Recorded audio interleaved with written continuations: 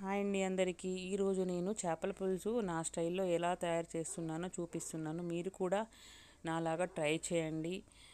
బాగాలేకపోతే నచ్చలేదని కామెంట్ చేయండి, బాగుంటే నచ్చిందని కామెంట్ చేయండి.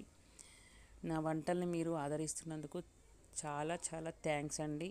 ముందుగా 1 కేజీ చేప ముక్కలకి 1/2 టేబుల్ స్పూన్ పసుపు, 1/2 టేబుల్ స్పూన్ కారం, 1/2 టేబుల్ స్పూన్ ఉప్పు, 1/2 టేబుల్ స్పూన్ ధనియా పౌడర్, 1/2 టేబుల్ స్పూన్ జీలకర్ర మెంతుల పొడి, ఒక 1/2 టేబుల్ స్పూన్ అల్లం వెల్లుల్లి పేస్ట్ వేసి బాగా కలిపి పక్కన పెట్టుకోవాలి. ఈ లోపల 100 గ్రాముల చింతపండు గుజ్జును తీసి పక్కన పెట్టుకోవాలి. ఒక కడాయిలో 2 టేబుల్ స్పూన్ల ఆయిల్ వేసి 2 ఉల్లిపాయలు కట్ చేసినవి వేసి ఒక 1/2 టేబుల్ స్పూన్ జీలకర్ర, 1/2 టేబుల్ స్పూన్ పసుపు వేసి ఆ తర్వాత 1 టేబుల్ స్పూన్ కరివేపాకు వేసి బాగా కలిపి అందులో ఇందాక తీసుకున్నటువంటి పిప్పి తీసేసినటువంటి చింతపండు గుజ్జును అందులో వేసుకొని మళ్ళీ ఒక 1/2 టేబుల్ స్పూన్ కారం, 1/2 టేబుల్ స్పూన్ ధనియా పౌడర్, ఒక 1/2 టేబుల్ స్పూన్ బెల్లం రసం వేయాలి.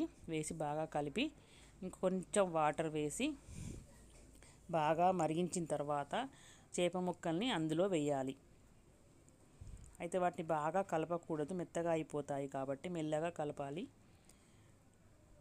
వాటర్ వేసి తర్వాత కొత్తిమీర వేసి కొంచెం మెల్లమెల్లగా కదిలించి ఆ తర్వాత ఇంకో 5 మినిట్స్ ఉంచేసుకొని దించేసుకొని రైస్లోకి సర్వ్ చేసుకొని తిన్నాను. చాలా బాగుంది. Thank you.